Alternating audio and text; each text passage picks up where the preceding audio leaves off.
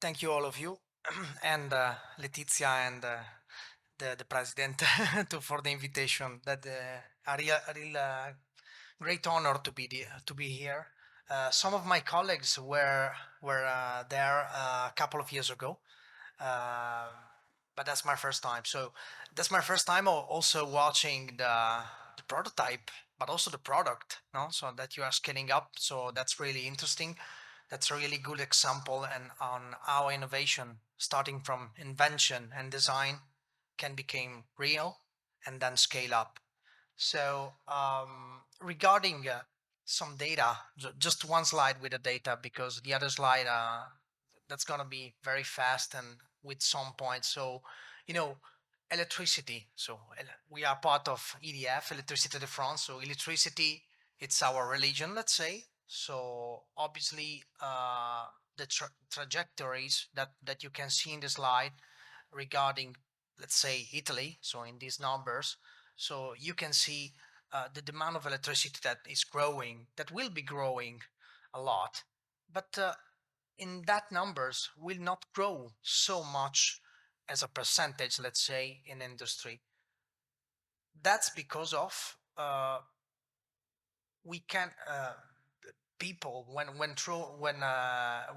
you know draw this number doesn't consider the paradigm uh, close to the industry and the use of electricity of industry. Let's say we can usually in engineering, so we start from heat and we produce electricity, but we can start to think in the opposite. So we can start from electricity to produce heat, and that will happens in when several condition meets together. So that's a paradigm. So if you can only see the first graph in the left, you can say, okay, yeah, industry will use electricity, but not growing its relevance in the next few years. But the fact is that many electricity has to be produced, and when you see the graph in the right, you can see, the scenario at 2030. Yeah, 60% in Italy produced by wind and PV and installed capacity. Uh, but 2050, a lots of intermittency in the grid because wind and solar could will produce in 2050. So by 25 years, it will produce more than 60% of electricity. So that means that you need, you know the quota that you see with the line 27% will be a share of renewable that will not be used because of curtailment, because of intermittency connected with solar and PV. And that reminds me on some points on the previous speech. That's the point. So a lots of renewable needed by scenario, by decarbonization path, and especially a lots of renewables from solar and PV. Next slide. So regarding B2B, it's easy. So Edison, it's probably the major player in Italy delivering services to B2B. So we are in the heart of our industrial customer, producing in some cases electricity, in many cases heat energy. So in the industrial power plant of our customer. So inside our customer, obviously the first deliverable is energy efficiency. We work it a lot through the last 10, 20, 30 years in energy efficiency. So Italy is probably one of the forerunner in that sense, but yes, still something has to be done. So energy efficiency is the priority. The second one is pushing for electrification. So you say electricity at France, so we have to push on electrification. So, but not every process can be electrified. That's easy. So also the previous speech by Magaldi representative showed us no, not every industry can be fully electrified. No, well, you have to produce steam, yeah, and in some cases you need requirements of these teams. So you need to let's say, decarbonize the thermal energy production. And that's the point. That's the point. And how to decarbonize? The third question, very easy. So very simple slide. So and we are working on these products, obviously, just like any other energy company in Europe. So biomethane. So in that sense, we produce biomethane. Yes, but the problem is limitation. So producing biomethane, we cannot think to replace, the methane importation of Italy, that is completely relying on natural gas, with biomethane. That's pity. That's really pity, but it's true. So yes, we can produce biomethane. We are producing biomethane. We can deliver biomethane. We can use it in cohesion power plants. But yes, they will cover a little, a little slightly percentage. And the second one is hydrogen. So hydrogen, the question mark connected with hydrogen is the cost. So in that sense, the real challenge, it's less of the cost, and in that sense, green hydrogen, yes, could be very, very difficult to lower the cost till the level that we require. So in that sense, as Edison, we are struggling to understand if you can produce other types, let's say, of renewable hydrogen or low carbon hydrogen with other technology. But yes, but the question with the hydrogen is that distributing the hydrogen is not easy. So, if you speak to SNAM, they can say that it's gonna be easy, or probably that we need many grades that has to be adjusted to transport hydrogen, to import hydrogen from North Africa, from north of Europe, but it's not easy. It's not easy. The molecule of hydrogen is very tiny, and so with the metal, we have to coat the metal in a very good way, and it still be difficult not to have leakage, but especially, yes, losing money, because leakage, first of all, it's money.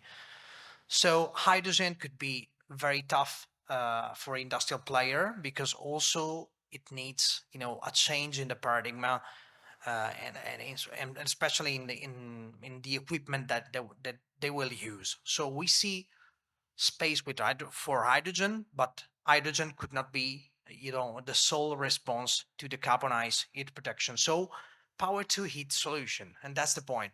So from heat to producing power. So now we can reverse the paradigm. So from heat, from power, so green power, so mainly from solar and wind, we can produce heat. So that's the point. And when? The question is when. So some enabling condition you can see in my slide, but I want to add some more. So obviously, we can imagine in the next 10 years, 15 years, but also right now in some country of the world, electricity surplus, especially from the intermittency of the renewable. So we have curtailment effect in the grid. And the second point is probably, yes, the same, caused by the intermittency. We have congestion in the grid. And regarding the investment in the grid, at European level, but probably you are more expert than me. So actually, the rhythm that we need in the investment on the grid, so TSO investment, we are late. So we have to invest probably 2 or 3 times more that what we are investing right now to let's say, to harmonize and to boost the grid, to meet the renewable production that we seen in my first slide, but also in the slide that you used before. So the point is that congestion will happen.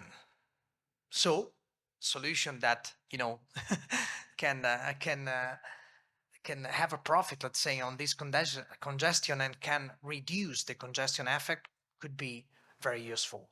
The third thing is that industrial production in many cases is organized by shift. So it's not relying on 8 hours or 12 hours of work. It's 24 hours. So you have to organize your production, as you know, in free shift, and so you need heat 24 hours. So solar could not be 24 hours, apart from the storage that you can couple with the intermittency of the renewable. So that's the third very important point.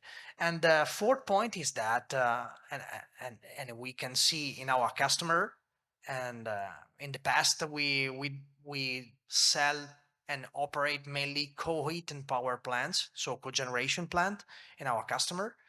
But in the past 3 years, let's say, our division, that is the most biggest division, is Edison. Right now it is Edison next name, uh, mainly deliver PV plants in the roof of our clients. So mainly PV and contracts of energy, so PPA. So that's the main deliverable, obviously coupled with energy efficiency project. But yes, from cogeneration to photovoltaics. That means that many industrial player, many industrial customers start installing and doing deliverable renewable project in the roof, in the field, beneath the industrial plant. So they became presumer, just like our house with the PV and the roof. So that's a new paradigm. So the B2B can be a presumer, and the fifth one is that we need solution like that. So we need a solution like the Magaldi ones to scale up, to be competitive. But the most important point that we need solution, just like the Magaldi's one, that not rely on rare material, raw material, and scarcity, let's say, of components. That's an Italian engineering product, but also can rely on material that can be found pretty everywhere. So that's really interesting. So with the production or product like this one, we can met the enabling condition that I mentioned, and find a market space. That's really interesting. Last point, but not the least, in terms of importance.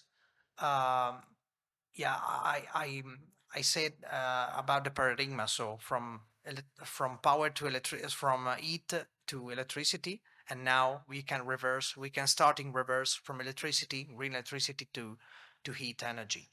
But the other paradigm is the cost of the energy. So actually, the cost of electricity, mainly in it, especially in Italy, but in the past, if you look to the past, the cost of electricity, it's quite higher than the cost of heat, because obviously you use fossil fuels to produce heat, and it's pretty simple. No, you have to light a combustor and produce heat, produce uh, uh, steam and something like that. So the cost, actually the cost paradigm is this one.